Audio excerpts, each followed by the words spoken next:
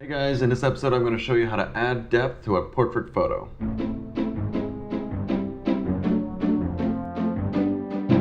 Hey guys, and welcome to Calvin Designs. My name is Calvin and I design. I guess that's why they call it Calvin Designs. Click right here to subscribe to my YouTube channel and get all these episodes as they come out.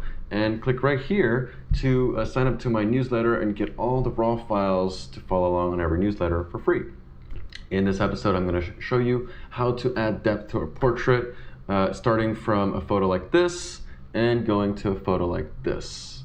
It's really simple. It takes just a few minutes, but it teaches you a few cool tricks. So this is the original photo, and we're going to go to, this is our goal. So you see, I brought it a lot of attention into the face, bring out the color, not the color, but the light, and blur the background so that really your subject is in focus. All right.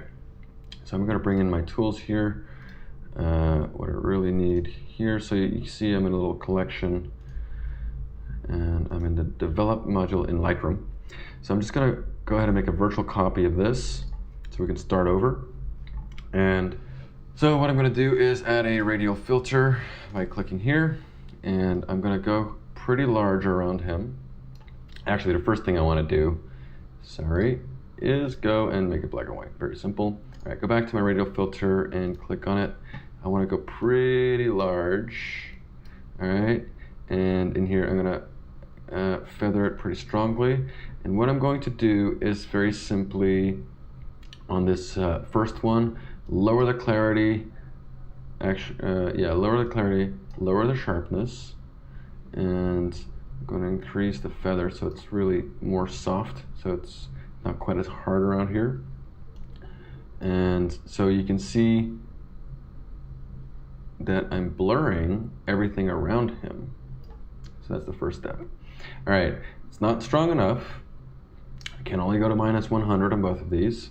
So what I do is I duplicate it and move it just to the side so that I know there's two. It's pretty close, and I'm going to duplicate it again and bring it to the side. Now, I see that I'm closing in too close onto his face, which means that my feather is a little too strong. So I'm going to bring down the feather down to like 65.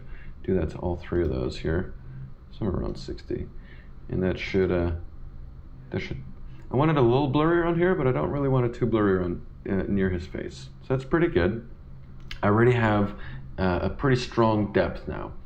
I'm going to create another radial filter around his face, and this time I'm going to invert the mask because I'm going to affect the inside of this.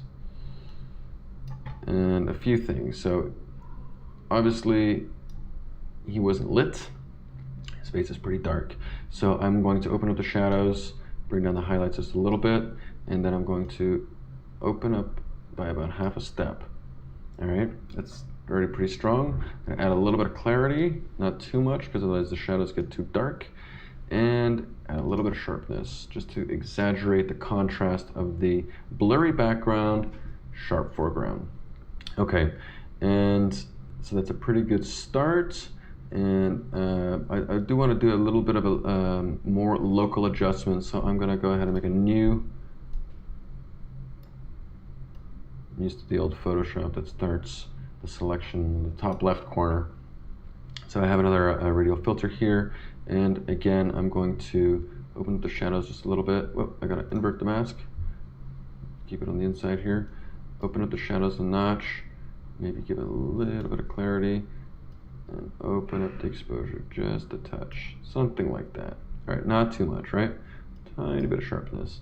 Then I do another thing, which is, this is really quick and dirty, but it works pretty well, is I make a radial filter around his eye. Still selected it. It's lagging just a little bit here. All right, invert the selection. I'm gonna open up the exposure, and I know it looks weird right now, but give it a second. Add some clarity, add some sharpness, maybe even more exposure. I want the white of his eye to be really white, except you obviously don't want to see that, so very simply increase the feather. There we go. 100. It might be still a little bit. If it's still going a little too far, you just decrease the size just a tad. Something like that. That's not too bad. It's maybe a little too strong, so I'm at 1 step. I'll go down to about half a step. Something like that. Pretty good. And duplicate that. Bring it over here. A little lower. Somewhere there. Pretty good. I could open up just a little more in his face. I really want the light to be not too strong, but I like that. And I could add some sharpness to this as well. Maybe a tiny bit of clarity. Clarity tends to add a little bit of contrast. So there you go. Another really important thing is the crop. It has a very busy background. I took this actually at Disneyland. And so I'm going to keep the proportions right. I'm going to keep the top left right by his eye, and then move it over there. I can actually bring this down just a tad. Something like this. All right, let's see what that looks like. Pretty cool. I really like that effect. It really blurred everything. Even part of his arm is blurred. It's cool. I really get the attention on his eyes. So one final little touch is just to close in that photo a little more is some post-crop vignetting. So go down here to the effects and post-crop vignetting, just bring that down a little bit. Close the photo up a little, not too much. I like to go a little strong and then feather it just a little more. So a little stronger and more feather. Maybe not too much, a little bit less. There we go. So that really helps kind of focus in on your subject. It did close in a little bit around here because it's perfectly centered, but I really like that. All right, well, I hope you learned something in this quick tutorial on adding depth to a portrait photo. If you like it, please share it and leave a comment of what you want in the next episode, and share it on Facebook or Google+. It really helps me out. And I'll see you in the next episode.